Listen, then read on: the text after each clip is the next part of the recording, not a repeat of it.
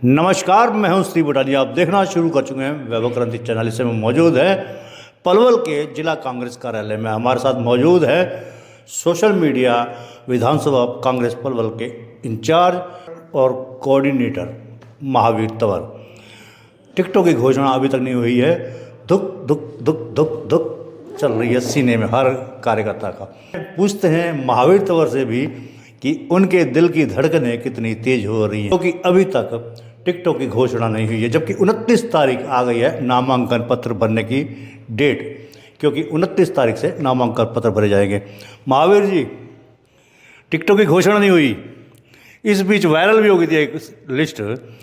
कांग्रेसी कार्यकर्ताओं के दिल में कितनी धुक धुक हो रही है, क्योंकि अभी तक टिकट की घोषणा नहीं हुई है। उधर भारतीय जनता पार्टी के प्रत्याशी बसपा के प्रत्याशी किशन ठाकुर और तो और जेजेपी से नलिन हुड्डा और सुरेंद्र तेवतिया इन्हें से घोषित हो गए हैं।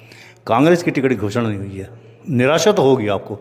बुटानी जी, आपके माध्यम से पहले तो मैं आपको नमस्कार भी करता हूं और सभी अपने आपके जो फॉलोवर्स हैं उनको भी वो कहना चाहता हूं।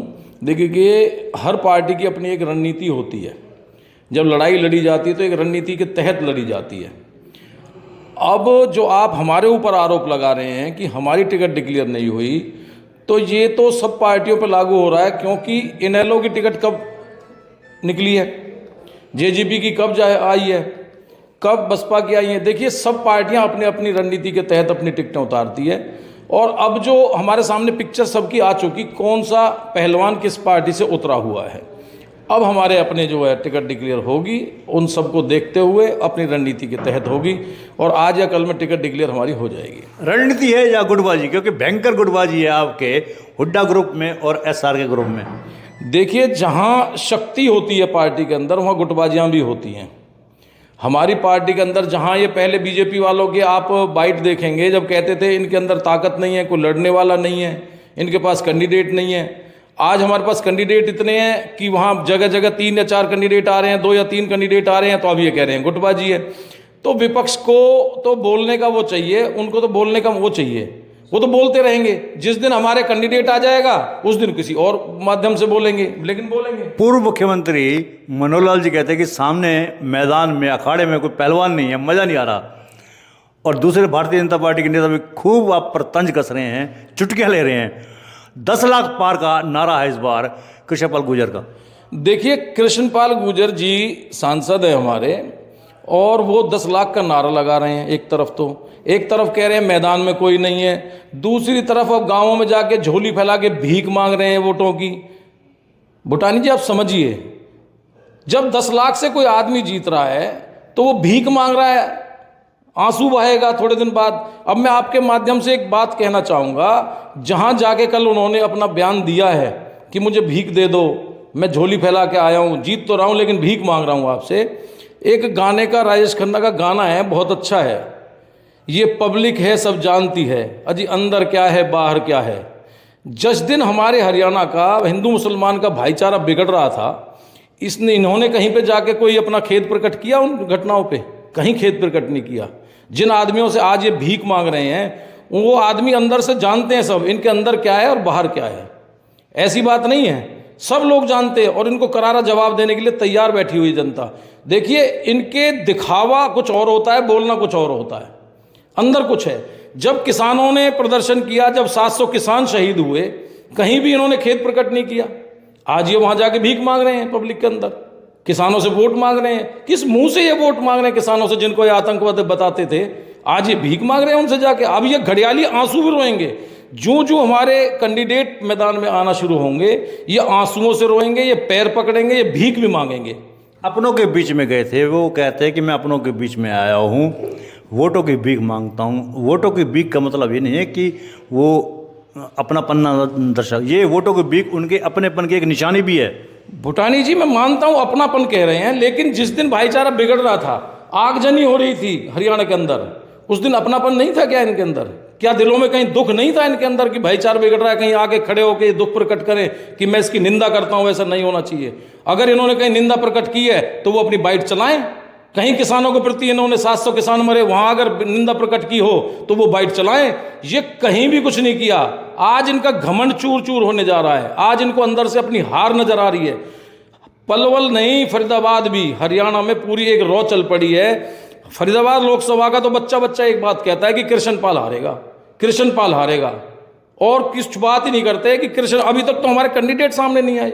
एक हवा है कि कृष्णपाल हार रहा है इस बार, और वो हार उसको दर्श रही है, इसीलिए वो जाके भीख मांग रहा है, इसीलिए जाके वो गाँव में भी रोएगा, भी आंसू बहेगा, कहीं किसी चीज की वो देगा, कहीं किसी चीज की वो देगा। कांग्रेस की टिकट किसे मिलेगी ये बताइए, क्योंकि आप लोग पैरवी कर रहे हैं अपने पूर्व मंत्री करण सिंह तलाल की, लेकिन चर्चा महेंद्र प्रताप की हो रही है चारों तरफ। देखिए, जो भी आए ठीक है। मैं अपने करण सिंह दलाल जी की मैं पैरवी कर रहा हूँ, या करण सिंह दलाल जी के लिए मैं अगर रहता हूँ तो इसमें कोई वो नहीं है। सब आदमी किसी ना किसी को हुआ करते हैं, लेकिन जो भी पहलवान आएगा मैदान में वो कृष्णपाल को हराएगा। आज बच्चा बच्चा कृष्णपाल को हराने के लिए तैयार है फरीदाबाद के अंदर। लेकिन अगर ये भी कहा जा रहा है कि करण सिंह दलाल के समर्थक ये कह रहे हैं कि अगर टिकट नहीं मिलेगी तो हम वोट डालने भी नहीं जाएंगे।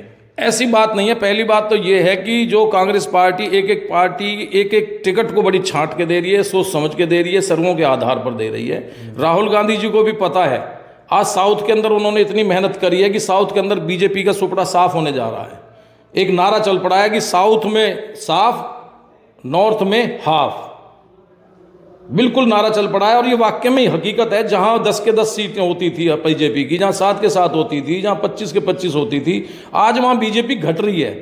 किसी के देख लीजिए, कहीं भी देख लीजिए, आज बीजेपी के अंदर से नींद उड़ी हुई है कि अगर हम 250 से नीचे आ गए तो हमारी सरकार को खतरा आएगा, और कैसे भी आएगा। और अगर कांग्रेस 80 या 100 तक पहुंच गई तो इनकी सरकार नहीं बनने देगी किसी कीमत पर। आज जिला प्रशासन द्वारा मीटिंग बुलाई गई है, किस सिलसिले में बुलाई गई है? ये कोड ऑफ कंडक्ट के बारे में बुलाई होगी, जो भी अपने वो मीटिंग में बताएंगे कि क्या क्या कोड ऑफ कंडक्ट में लागू होगा, कब से फार्म भरे जाएंगे, और हमें कुछ शिकायतें भी करनी है। क्योंकि देखिए, जिस दिन से कृष्णपाल जी की टिकट डिक्लेयर हुई है, सीएम की बहुत सारी रैलियां हो चुकी हैं, बहुत सारे वो होते हैं। कोड ऑफ कंडक्ट में सड़कों पे बैनर लगते हैं, कोड ऑफ कंडक्ट के अंदर सड़कों के अंदर झंडे लग रहे हैं। इन्होंने क्या संज्ञान लिया प्रशासन ने? आज तक मुझे नहीं लगता कोई संज्ञान लिया हो। हम इस बात की भी शिकायत करेंगे, जब कोड ऑफ कंडक्ट के अंदर सड़कों पे बैनर नहीं लग सकते, सड़कों के अंदर झंडे नहीं लग सकते, तो हम चारों तरफ देखते हैं सब चीज़ लगती है, प्रशासन मुखदर्शन बना हुआ है। जिस दिन हमारी टिकट डिक्लेयर होगी भूटानी जी, उस दिन देखना प्रशासन सख्ती पे आ जाएगा। ये भी एक रणनीति का हमारा वो है। जिस दिन से हमारी टिकट डिक्लेयर होगी, हम अपने कैंडिडेट को मैदान में उतारेंगे। आपके माध्यम से मैं कह रहा हूं कि पब्लिक अब 1.5 महीने से देख रही है, महीने से देख रही है, कोई सख्ती नहीं है कहीं पे भी। जिस दिन टिकट डिक्लेयर हमारी होगी, हम चुनाव लड़ना शुरू करेंगे, उस दिन से सख्ती देखना प्रशासन की कितनी होगी। आपके प्रति होगी या बीजेपी कैंडिडेट के प्रति होगी? हमारे प्रति होगी, नेचुरल है। ये तो बात जग जाहिर है कि जो कैंडिडेटों को ऊपर ईडी सीबीआई बैठा सकता है, वो हमारे कैंडिडेट को लड़ने में देखना आप कितनी वो करेगी। बिल्कुल लगे हुए हैं। सरकारी कर्मचारी अपने सरपंचों पर दबाव बनाते हैं, जिला परिषदों पर दबाव बनाते हैं। आप किसी भी रैली की वीडियो उठा लीजिए, वही आदमी सेम होंगे, सरपंच, जिला परिषद और ये सरकारी कर्मचारियों के आदमी वही होंगे सारे के सारे। सरकारी स्कूलों के बच्चे प्राइवेट स्कूलों के बच्चों को रैली में बैठा दिया जाता है। बड़े शर्म की बात है, बच्चों को भर भर के ले जाते हैं, ये वहाँ पे बैठा देते हैं। की रैली है भारतीय जनता पार्टी की विधानसभा वाइज जो सीएम कर रहे हैं, क्या कहेंगे? देखिए, मुख्यमंत्री अब कुछ भी कर ले, पुराना मुख्यमंत्री जो पूर्व लगाने को तैयार नहीं, वो कहता है मैं वर्तमान में अब भी मुख्यमंत्री हूँ, परवाह मत करो, मैं आज भी मुख्यमंत्री हूँ। अगर वो आज भी मुख्यमंत्री है तो फिर ये सैनी साहब कौन है? सैनी साहब कहते हैं मैं मुख्यमंत्री हूँ, वो कहता है मैं मुख्यमंत्री हूँ। इनकी फूट इनमें ज़्यादा है या हमारे अंदर ज़्यादा है? अब ये कोई तीन में हो रही है। ये संकल्प रैलियाँ करें या कोई करें, जो पब्लिक औरंगाबाद में थी, जो पब्लिक और गदपुरी में थी, जो पब्लिक हतीन में पहुँचेगी, ये सब वही पब्लिक पहुँचेगी। आगे आने वाले टाइम में इनके पास भीड़ नहीं है, सब फेल जा रही है इनकी रैलियाँ, कुर्सी खाली पड़ी रहती हैं, पीने को पानी के इंतजाम नहीं होते, ज़बरदस्ती पब्लिक को हाथ जोड़ जोड़ के रोक रहे होते हैं। ये सब इनकी पोल निकल चुकी है, ज़मीन खिसक चुकी है इनकी। तो ये थे हमारे बीच में महावीर तंवर, जो कि कांग्रेस के सोशल मीडिया के इंचार्ज हैं, कोऑर्डिनेटर हैं।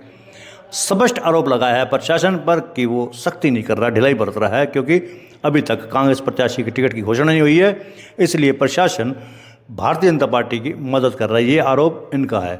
बहरहाल आप हमारे चैनल को लाइक करें, फॉलो करें, कमेंट बॉक्स में प्रतिक्रिया दें, इस लिंक को ज़्यादा से ज़्यादा शेयर कर दें। धन्यवाद। जय हिंद, जय भारत।